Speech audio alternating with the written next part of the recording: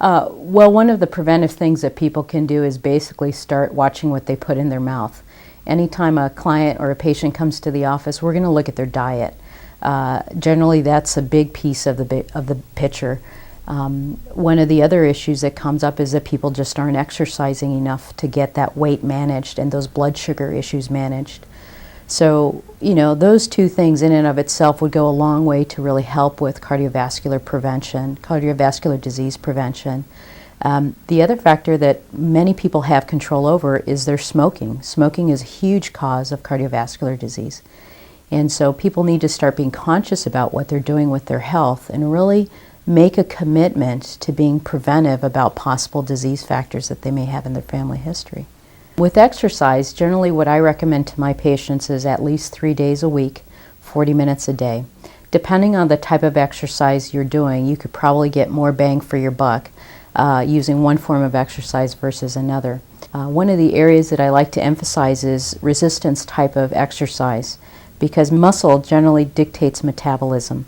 And so that would help you with managing your weight. It would also help with blood sugar management, which is something we've described before. So the recommendation that I generally make to my patients is 3 days a week for about 40 minutes. Do some sort of aerobic exercise to help with the circulatory system, but also some sort of weight resistance training that can also help build muscle so that you're controlling blood sugar.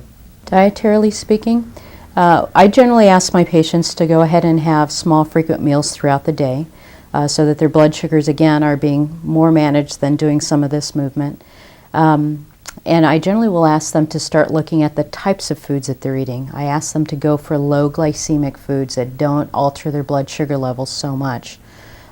People are surprised about melons and oranges and things that are in the high glycemic that they're thinking are healthy, but they're actually not as healthy as one would think. So we ask them to look at eliminating their trans fatty acids in their diet, watching the high glycemic foods and eliminating those from their diet.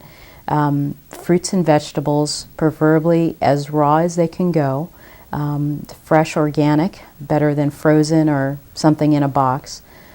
So those are just some basic foundational things that many people aren't being attentive to by just choosing a boxed item or something that's, from a fast food store.